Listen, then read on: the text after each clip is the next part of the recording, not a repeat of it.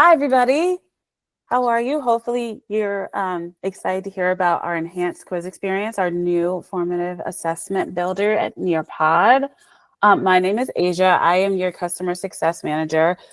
Best way for me to describe it is I'm kind of like your catch-all person. If you have a question, concern, you need help with the platform, you want advice on, finding different types of content, you have a project that you need help with, I am more than happy to help you with all things Nearpod. Um, and I'm so excited to be here with you today.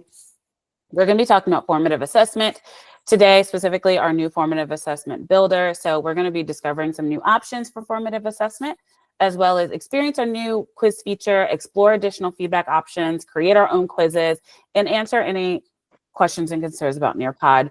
I have been with Nearpod, which probably 3 going on 4 years. Before I was with Nearpod, I taught in Montgomery County and St. Mary's County for a total of 6 years. I was a third grade teacher and an instructional resource coach. And I made the jump to Nearpod, writing in the curriculum team. I love our curriculum team, but writing curriculum is very isolating for me personally. And so I wanted to do a more customer facing role. And here I am. I get to present and talk to teachers and plan and make sure that you guys love the platform. So I'm so excited to help you all. Questions, concerns, unmute, put them in the chat, whichever works. Here we go. We're actually going to start with a Collaborate board. If you have not been in Nearpod and you're not familiar with Collaborate board, just know it's a space for everyone to meet, greet. You can throw ideas in here. My options are very limited in here because, or not limited, or very open in here because we're all adults, and I know you guys are going to be great with writing appropriate things. So I left names on. You can edit your responses. I don't have to approve the post, but I would love to hear what you do, what grade you teach, if you don't teach a particular grade level, what your position is. If you have any questions moving into our presentation or just general questions at all, please feel free to throw them up there. If you haven't used our comment feature or our like feature in our Collaborate board, please try it. Go through, heart somebody's post, let them know you're here. Maybe you know somebody in here. I don't know. Great. We got middle school science, calc, ELA, media. Fantastic. I'm not seeing any questions pop up, which is awesome.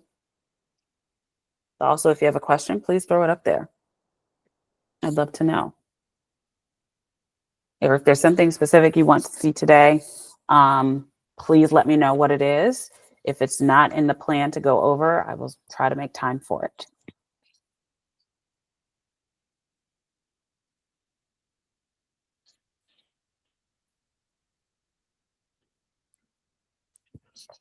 All right. Well, it's wonderful to meet you all. Thank you guys so much for being here and jumping into the Collaborate board.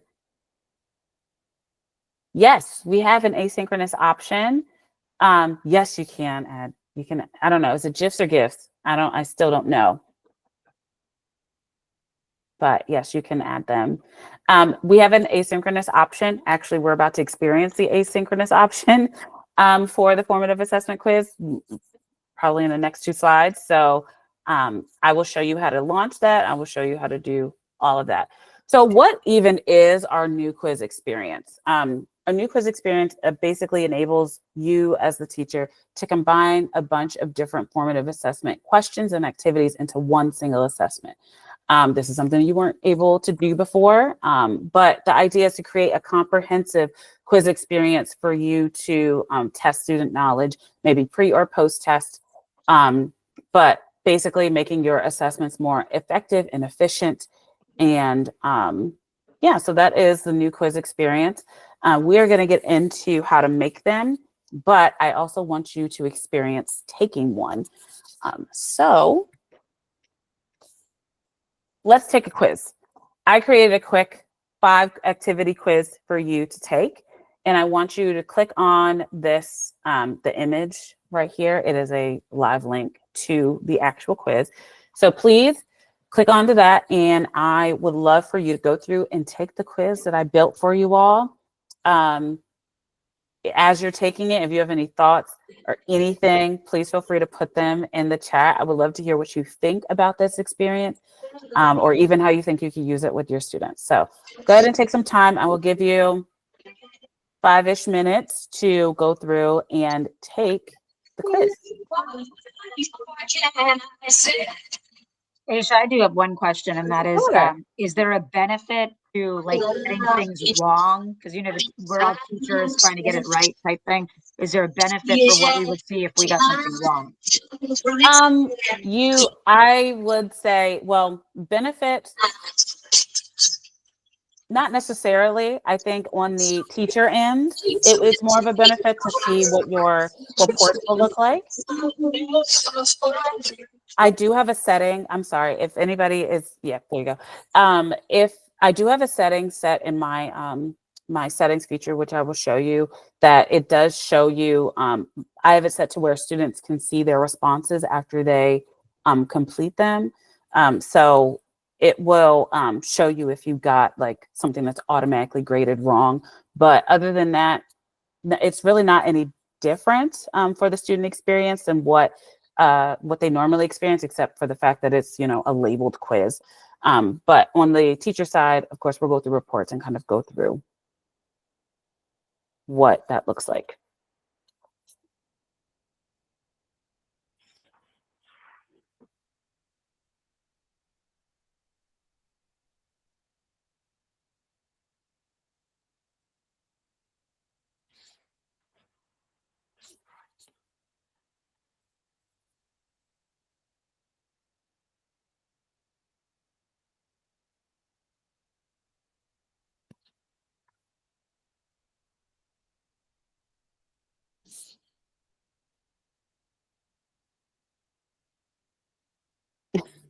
But to draw it, I'm not going to say it's the easiest thing, especially with a mouse. I like to use draw it with an iPad, so you can use your finger. But yes, draw it is can be challenging, to say the least. I'm going to give you all about 2 more minutes. I'll stop you at 25 after, so that we can push forward and kind of go through. As you're doing this, feel free to put in the chat how you're feeling about it. Do you like how it looks? Your experience in quiz. I'd love to hear and see what you all think about the new quiz feature.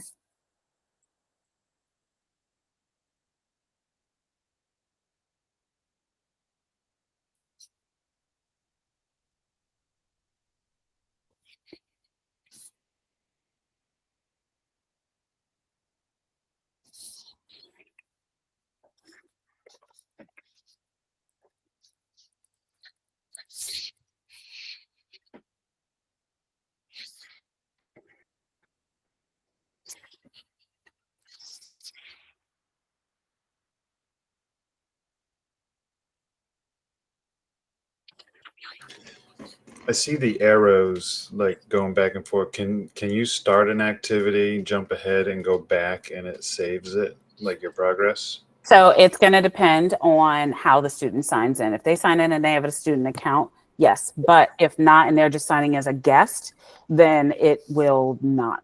It will make them start. It will kind of start over. So now, when you say sign in, is that different from their like Google generic, like their school access? no, it is not. Okay. Yep. So but if they're, I don't know why you would necessarily do this, but if say you assign something at home,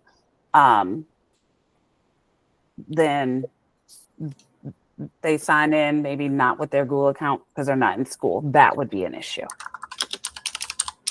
Okay. Mm-hmm. Yeah, I feel, at least for my students, they sign in through ClassLink. Okay. Which I think puts them in all of their sign-in modes. Okay.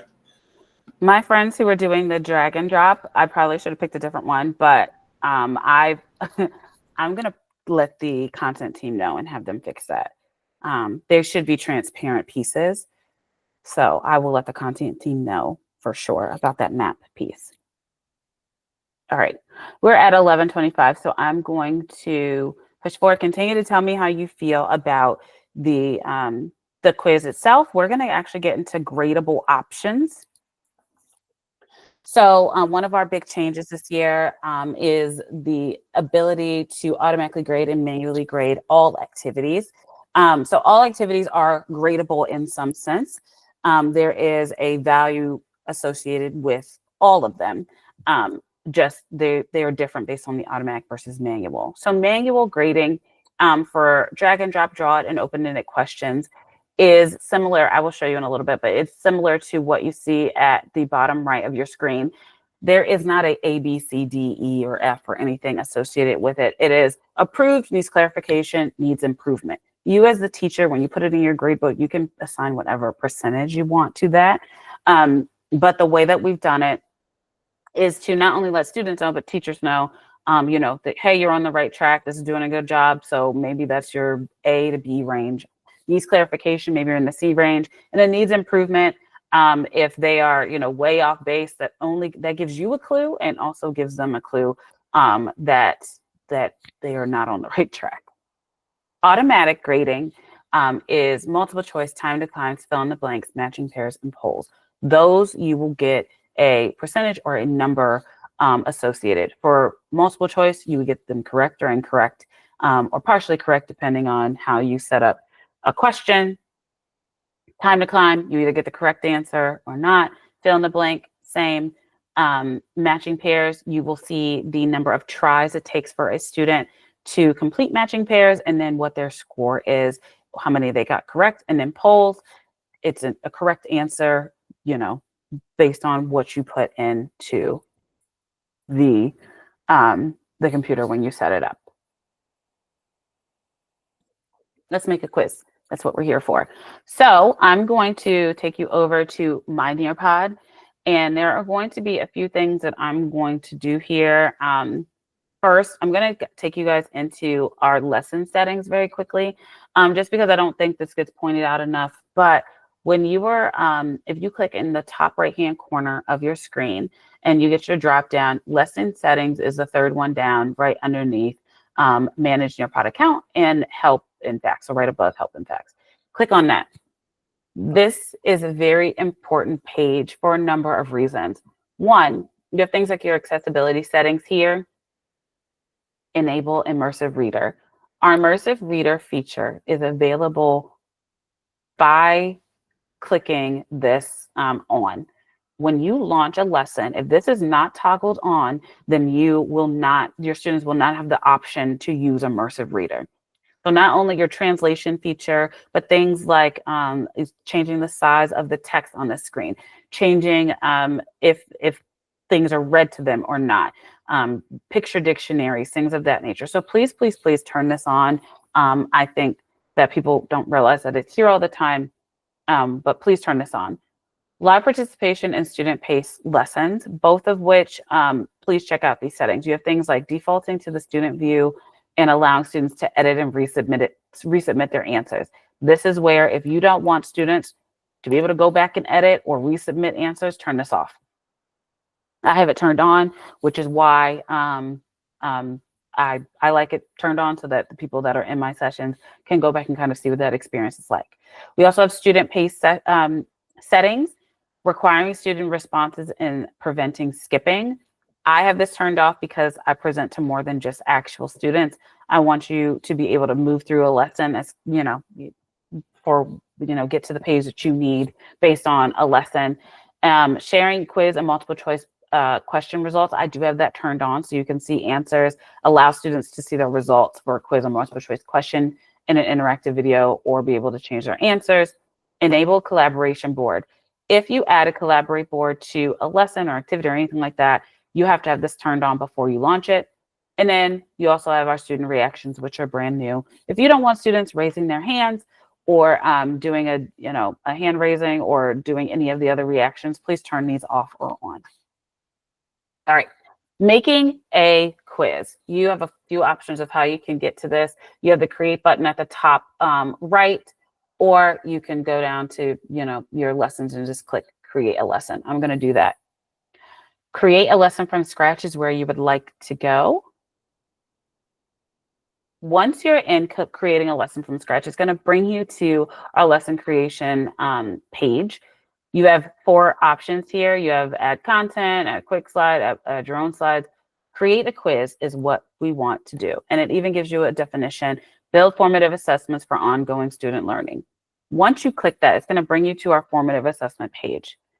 It's going to ask you to name your quiz. And I would really like for you guys to kind of watch this. If you have another screen open to kind of follow along, that's totally fine. But you will have specific time coming up after I show you this to create your first quiz. So if you want to do this while I'm doing it, also fine. But please know that there is some building time built into this presentation where you'll be able to do all of this on your own. So I'm going to label this test quiz for the name of the quiz that students are presented. And then there's also, it's going to make you do a lesson name. So maybe your lesson name and quiz name are 2 different things. Think quiz name is what your students are going to see. Lesson name is what you're going to see. All right. From here, it says, are you ready to track student progress? Start by adding activities from the side panel. On the side panel are all of our formative assessment types of questions. So I can just press the select button and they automatically populate. So I want to do a multiple choice in mine. I also would like to do in a draw it and a poll. So now I have 3 different formative assessment types in my quiz. I did not come up with the questions yet. These are just the types of activities. So from here, I'm looking at it, multiple choice, okay, draw it, fine. I really want to add one more activity because I think it'd be really good to end on an open-ended question. So I'm going to click open-ended question. Awesome. So I have all of mine here. Maybe I don't like my order. You can change the order in which you do your activity. So I want my draw it to be first. So I'm going to hold this down and I'm going to drag it to the position that I would like it. Okay. So now that I'm all set on my activity types, it's time to actually build these different activities and come up with my questions. Everything that I'm about to do, I'm going to just pick from our Nearpod bank of activities. So I'm going to click draw it. Oh, come on. Get out of here. Come on. All right, there it goes, populated. And I have the opportunity to write in my own questions here or directions, and I have a blank background, but I actually want to come over to the side and use our bank here. So I'm going to, oh, look, representation for different, this is exactly what I wanted as a draw. I'm going to click it and it's going to populate for me. This is already created by our team. They've already put in the questions. They've already uploaded the background for me. Wonderful. Actually, I don't really like this one. I've changed my mind. I'm actually going to be doing, I don't know, social studies is here. Great. I want this one. Perfect. I like that. I'm going to go down and click on my next activity.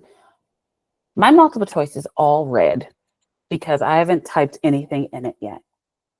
If you want to, title your multiple choice, you totally can. That's fine. I'm going to title it Maryland Facts. Fact 1. I'm just typing whatever. There you go. My answer is yes, no, and the correct answer is yes. So make sure that you highlight that. It won't let you save it unless you do that. Please be aware that there is, you can add images, audio, or other media here in your directions. This is where you can do things like add an example picture. You can add audio of your voice or other media like a video or an example. Perfect. I've got my multiple choice down. If I want to add a question, I can do that here. If I want to add an answer, I can also add an answer here. One of my answers is maybe. Okay, awesome. That's perfect. I'm moving on to my poll question here. My poll question, did you like the book? I've got answer options, yes and no. Not a great poll question, but perfect. This is exactly what I want. It's a yes or no question. Wonderful. I can add another answer if I would like to. And again, you can do things like add images, audio, and media, or you can do things like toggle on, allowing students to select multiple options for the poll. You can turn it on or off. My very last activity that I have is an open-ended question. Did you read the first 5 chapters? I know these are terrible questions and nobody should ask this in a formative assessment question. I'm just doing this quickly to make sure that we don't run out of time. Did you read the first 5 chapters? What did you think? Open-ended question. Here for open-ended questions, please keep in mind you have the option to turn on enable student audio recordings if you would like that feature. I'm seeing all of this. This is great. I think this is all good. I actually want to add one more question here because I want to have 5 questions for my formative assessment quiz. I'm going to click on that first block of this quiz, and it's going to take me back to my original screen. From here, that's when I can do things like add in an extra activity. I want to add a matching pairs. I want to move it so the right before our open-ended question. And I'm going to go back. It's 1.4 since it's the 4th activity in my quiz. And I'm going to click on it.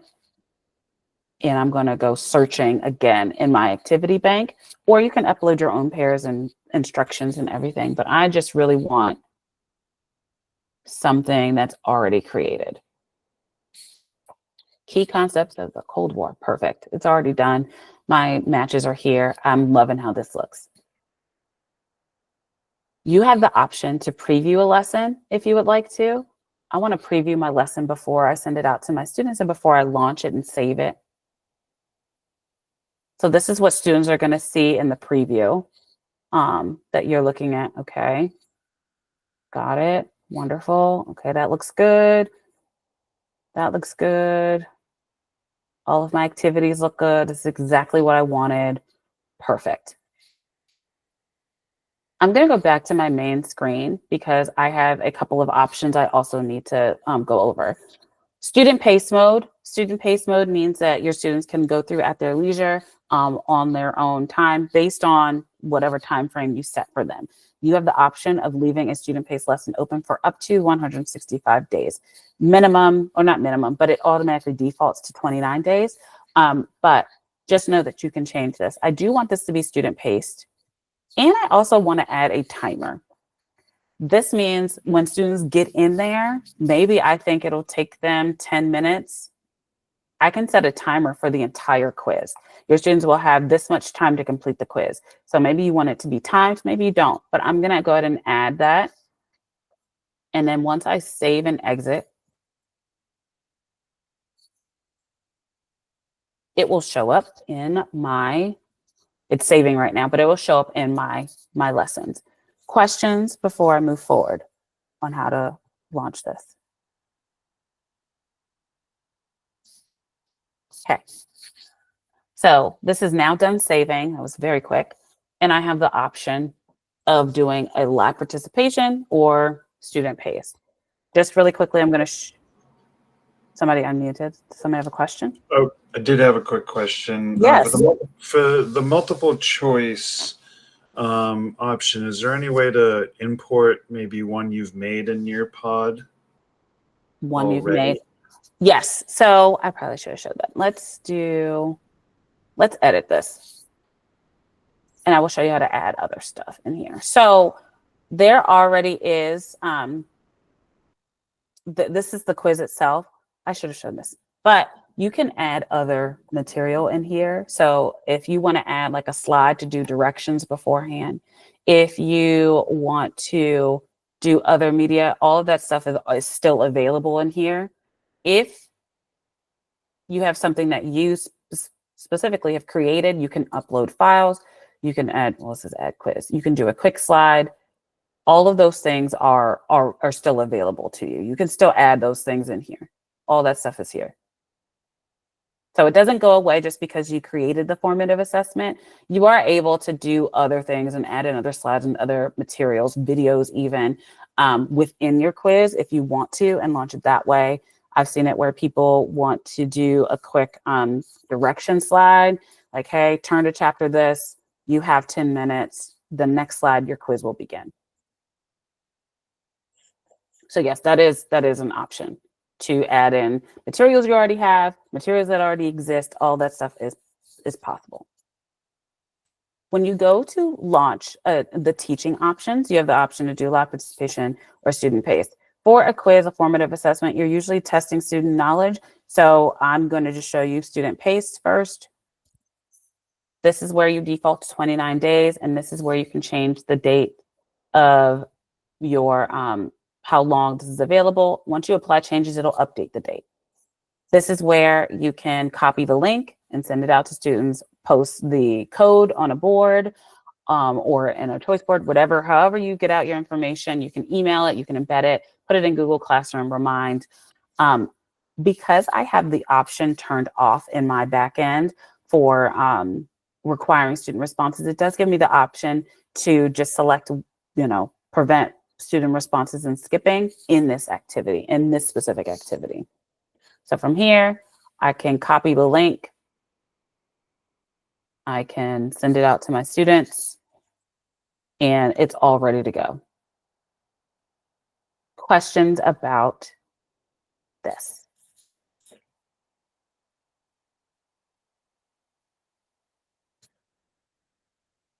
Okay.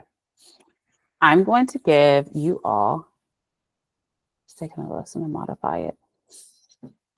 It depends on, I'm not really sure what you mean. Like if you have a lesson that's existing.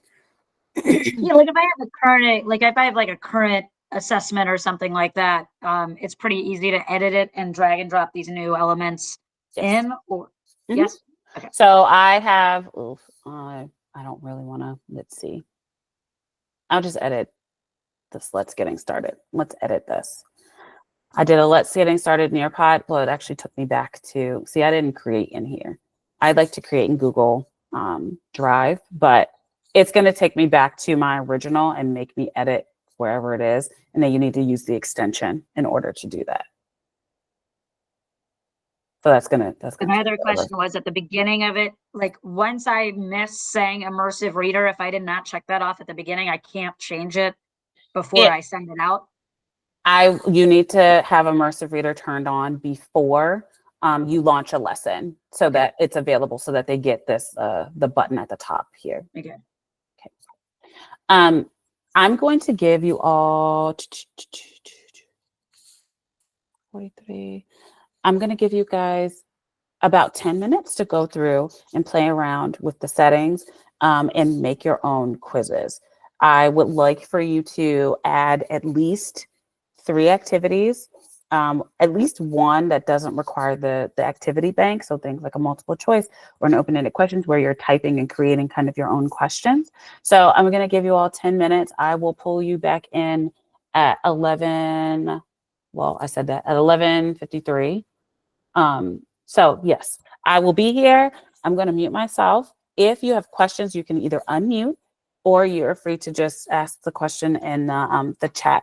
But I want to give you guys time to create your own quiz and experience the quiz feature building in it. And then after that, we'll go over looking at your reports and making sure that you guys understand how to read the reports and download the reports for all of Nearpods, but also for the quiz itself. So I actually had a coworker that's in my room, and she's been using Nearpod, and she said it's very hard for the kids to find on ClassLink. Like they have to like search it, like it's not on their like home page. Like it's on ClassLink, but they have the only way they can get into it, and I just tried is by like putting it in the search, and like with our first graders, like that can take 10 minutes. Okay. So is there a way like we can have it like, can we move the apps around so we can get it like kind of on their top of their page when they log into class links? Sure. I'm not in charge Okay. of where the placement is, but I can take it to the team. I can take it to Carrie and Darren and kind of let them know that that was your experience, and maybe talk about rearranging for students to easily access it.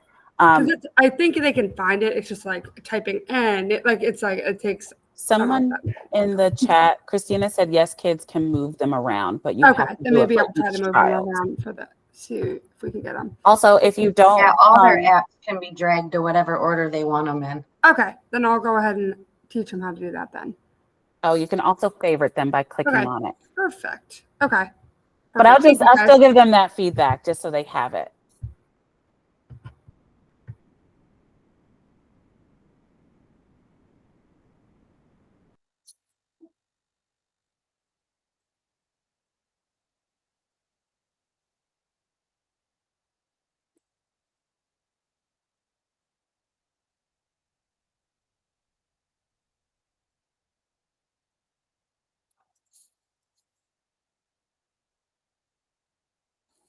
People are dropping all kinds of gems in the chat about how to favorite and edit and change your apps in ClassLink. So please check out the chat if you have questions about that. You have to be in edit mode, I'm seeing, and you can also favorite it by clicking on it, but I think you have to be in edit mode first.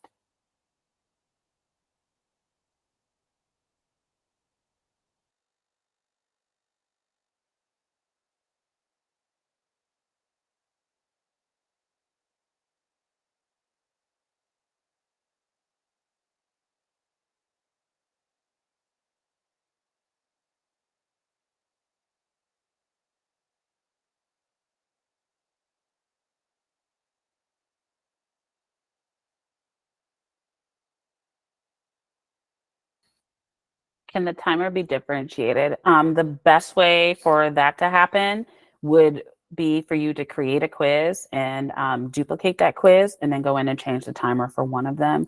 So maybe you have group A and B, and maybe group A gets 5 minutes and group B gets 10 minutes.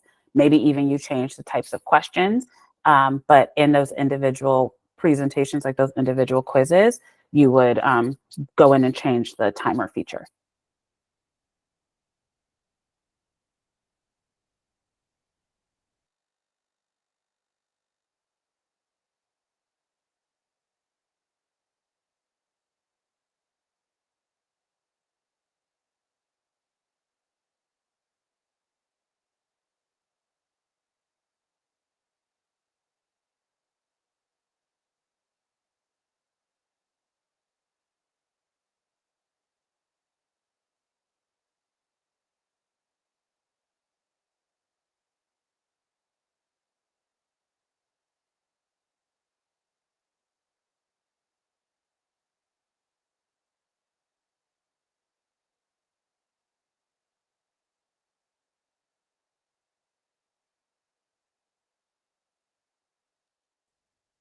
Sorry, Miss Long. I didn't hear the answer you gave about the timer being differentiated. Oh, the timer, for the timer to be differentiated, the best way for you to do that would be to go in. So if you make your quiz, once you save it and exit, you will have the opportunity to, once you see it, let me show you. So if I'm in my Nearpod, I did my test quiz, right? I've done it. I did a timer for 10 minutes. I can choose my 3 dots and duplicate that. So now I have 2 versions of my test. Maybe this is A and the other one is B for group A and group B. This is where I would differentiate my timer. So I have the exact same quiz. Now I just have 2 versions of it. I would go in and change this timer. Maybe this group needs less time, and add and then save and exit. Once you save and exit, you'll see both of those. So this is A, and this is my original one that has 10 minutes, and this one has 5. From there, you can send whatever code you want to whatever student. Like if you have small groups, maybe, the red group gets that one code, the blue group gets one, yellow gets another, however you choose to do it. But the best way to differentiate the timer would be to duplicate the quiz and change the timer in one.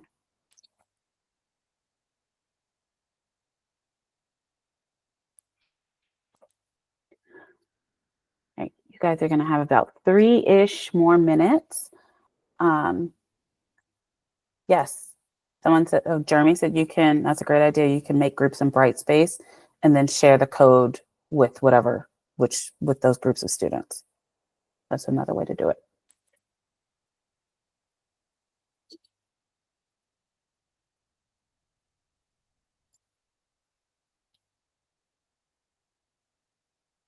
I'm having a little bit of trouble creating the fill in the blank. So when you go to the fill in the blank slide, you're supposed to type in the sentence in the white box and then click on one of the words that Yes. puts it in left side, and then that creates the blank on your screen. Is that how it works? Yes. Okay. So I can't get that one to work either. if you go in, so I'm in fill in the blank, whatever text it is, great. I'm going to click next, and then in whatever text you put here, once you hit the next button, that's when you'll save it. Like you'll choose whatever word goes there, whatever word you want to. Oh, I see. You have to start Yeah. up in the top left. Yes. I was trying to click on the words or said enter text here. Fill in the blank. I do like all of our activities, but fill in the blank is the one that I don't use very often. But I know there's tons of different reasons why you would use a fill in the blank, why you would want to use fill in the blank. So my suggestion every time I do it, and like if it's more than one sentence, if it's more than 2 or 3 sentences, I will kind of copy and paste it. So I might have it typed out somewhere, like in a Google Doc or something like that. If you have like sentences already ready, copy and paste it over. And then once you hit the next button, all of that will populate for you. And then you can go through and choose the words that you want to be in the word bank. So just to be clear, fill in the blank doesn't allow them to type. The words No. have to be pre-filled. Yes, it's like Okay. a drag and drop. So once you Sure. choose whatever words you want to be as an option to drag over or click over, that whatever you type is what Yeah. they get. They don't get to And add what in. what you were just saying is that it doesn't make sense to just have one sentence. You want to have like a paragraph almost. So there's several things to choose from. I mean, unless you just have like one sentence that you really want them to Right. work on, or if maybe it's differentiated. Maybe some students have 5 sentences, and some students have 1 or 2. I'm not sure, but If you have to type it out first to then pick the correct answer that goes in the word bank and makes the blank, then can you create wrong choices you could. for that blank? So You I could have could if you one want to. sentence of like 3 words. You could. Oh, okay. You could, but you also have to, whatever words you pick that go into the word bank. Just make sure that they're like the correct answer is there, so it can, so it knows. All right, we're 1 minute past, so I'm gonna push forward, take you guys into reports, just because I feel like that's a really important part of the Nearpod experience, and especially with formative assessments. Gathering that student data. So your post-session reports, it's going to allow you to see everything that a student does that you've assigned in a lesson or an activity or in a formative assessment quiz. That report is going to contain information from live sessions and student-paced sessions, depending on what you decided to launch. You'll be able to download and collect that information via a PDF or CSV file. I'm going to show you quickly how to locate the data. This is just like some diagrams of how to get there. But there's going to be a couple of different ways for you to access, especially with student-paced lessons. And then I will show you another way to access with live lessons and all lessons. So I am actually going to go into, let's go into our folder for today. So our quiz that I launched at the beginning of the lesson, I want to go in and look at the student-paced results. one way that you can get to the reports and kind of see what students are doing when they're in it is to click the Teach button. I know I launched a student paced lesson, so I'm going to click on the student paced. It's going to tell me what code I've already launched for it. I'm going to click on that code. You're going to get a View Progress button that's going to pop up. Once I click View Progress, it's going to take me to my student list. Everyone that's been in my quiz, my whole student list, everyone who's clicked into that quiz is there. And then when I go through, I'll be able to see all of their quiz answers. This is if I've launched it student paced, okay? So I've got student names, I've got their multiple choice, I've got everything here that is there that I've launched in a student paced lesson. That's one way to get to your student paced results as they're doing it. So maybe it's student paced. That means maybe not everyone has been in it already, and that's totally fine. But you can view that progress so far to see who has been in it. Because we've been in a session today and I gave you the code, you were interested, you all jumped in. But imagine if you set a student paced code and say, hey, you guys have between Monday and Friday, you can click in on Monday, you can click on Wednesday, you can click in on Friday and see who has completed everything in your quiz. So I can go through, I can change, I can look at everything that you all have done. I can view the correct answers in the pairs. I can see how many tries it took you all, how many matches that you got. Wonderful. So I can view that progress that way. Wonderful. The other way for you to look at your reports is to go to your reports section in your Nearpod. On the left-hand side, underneath my lessons and my profile, there's the report button. Once you click on that, you're going to click on post-session reports. Post-session reports is going to take you to all of the sessions that you've launched. So I launched map skills for group A, okay? And map skills for group A, I can see this is a student-paced lesson. When I've launched it, I'm going to click on it. And from here, you're also going to get your class summary. So all the students that have been in it, you're also going to get their when they've joined the lesson, so the time and the date of when they've joined the lesson, their total participation score, the class average of 60, and I got to see who participated 100%, who didn't, which activities they did. If I want more information about a specific activity, I'm going to click on that activity. Maybe I just want to look at the drag and drop, and it's going to give me a snapshot of whatever they've done. Whatever they've submitted is there. I can also see who hasn't submitted, like who hasn't done the work. Okay. Student reports is just a layout by student itself. So I've clicked on a student name, and it's going to show me everything that this student did in my lesson or activity or my quiz. From here, from any of these slides, I can download these results. So I can download the entire report. This can be pretty big if you have a big group of students. So I usually don't download an entire report, but you might want to for portfolio purposes, anything. I usually recommend doing student reports. You can select whatever students you want, and you can download as a PDF, a text file. You can either send it to your email or your Google Drive, and it will ship it off directly to you. You will get a nice PDF or CSV file of that student's work. You can also just email it directly. You can email an entire report. So maybe you had a overview with the principal observation, and they want to see, your whole report for your lesson that they came in and viewed. You can send it directly to them so they can look at the student work. It will give you a snapshot of everything that the students did, scores and all. So this is great and very easy to translate back to your grade books, back to any portfolios that you're building. Wonderful for student parent-teacher conferences, anything of that nature would be great for this.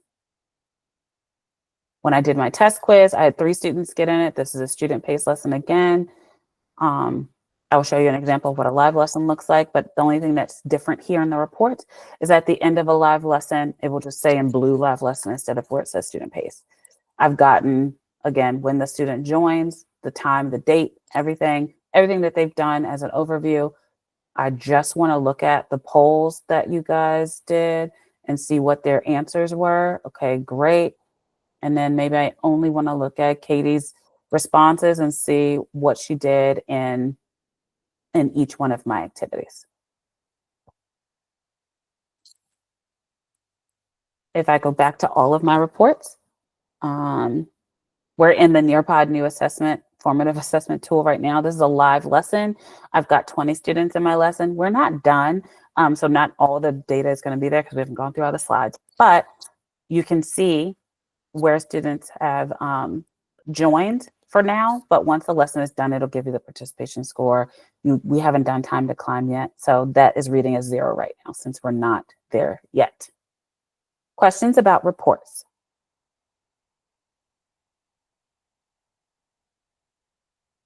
Awesome. To finish up, I am going to quickly go through just some resources, some updates, and we're going to do a time to climb. I never have time for time to climb in these presentations, but I really want to make sure that we do. Please be on the lookout for our newsletters. Where do you grade? Oh, you don't grade directly in it. You actually go in and you can grade the student work. I don't know if it'll let me do it in this one. You're going to grade the student work in the actual activity. So so this isn't a good example because it's multiple choice. It automatically grades it for you here for this one. So this is not a great example because this is already automatically graded. So the score will spit out here. When you go in and you look at things like our drag and drop, draw it, or open-ended question, you will have a drop down that gives in the top right-hand corner that will say approved, needs clarification, or it's a red X that says needs improvement. You'll be able to give those marks. But our reports are not necessarily a grade book. They are just where the grades kind of live. So if it's automatically graded, you'll see that here with the number correct and the score. And if it is manually graded, you will go in and you will have to click needs improvement, needs clarification, needs improvement, or approved. Okay. For our resources, every single month, we come out with a newsletter. Our newsletter is always chock full of seasonal events, content connections, product feature updates, learning opportunities, anything that's best practices, anything like that. We send this out every single month. So please be on the lookout for it. I send it to the district team. If for whatever reason you don't get it, ask for it. If you're always free to email me if you want it directly. But this comes out usually the week before the new month starts. So this came out actually probably in September and for October so that you can kind of look through and gather whatever information you need from that. Back to school updates for 2024. This is a PDF that has all of our back to school updates like our, it does include the quiz feature. So you read more information on that if you would like to. We have co-editing lessons. We also have things like student reactions, our updated library features, our folder features, things like that. So all of that lives in this gigantic PDF for everything that's back to school, that's brand new. So everything here is listed, but then once you scroll down, you can kind of get the more information about each individual feature that is brand new. So please take the time to look at that. Things like our gradable activities, like I said, student reactions, and then admin usage reports are also brand new.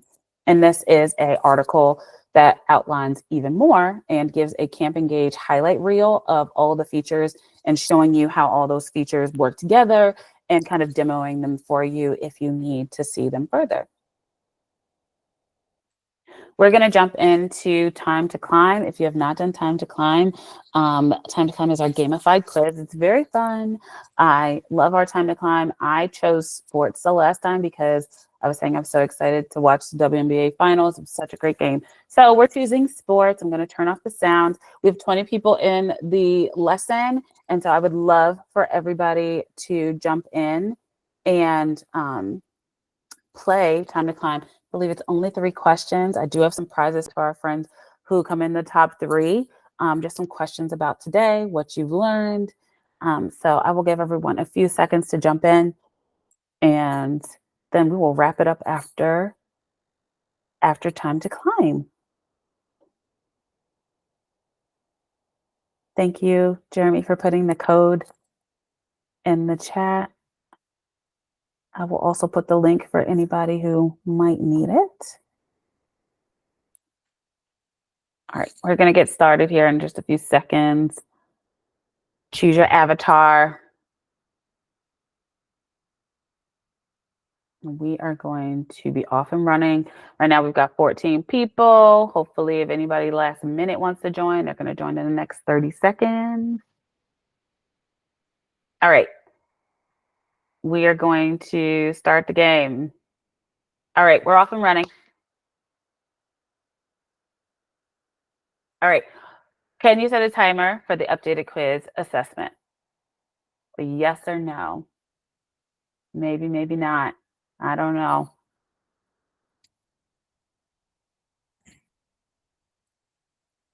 Yes. Yes, you can. You totally can. You can set a timer for any quiz assessments that you create. Select the features. Select the features the new quiz feature has. Select all that apply. Can you create and combine multiple formative assessment questions? View real-time student responses. Gain insights into student proficiency and understanding. Can you create responses? Select all that apply.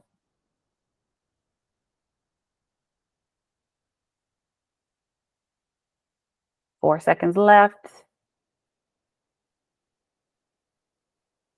Awesome. All of them are true. You can do all those things in our new quiz feature. I believe our last question is coming up. This is for all the marbles. Remember our top 3. I'm going to send some prizes your way. Which assessment types do not have automatic grading? Is it multiple choice, drag and drop, matching pairs, or fill in the blanks? Which ones do not have automatic grading? There's one that does not have an automatic grading feature.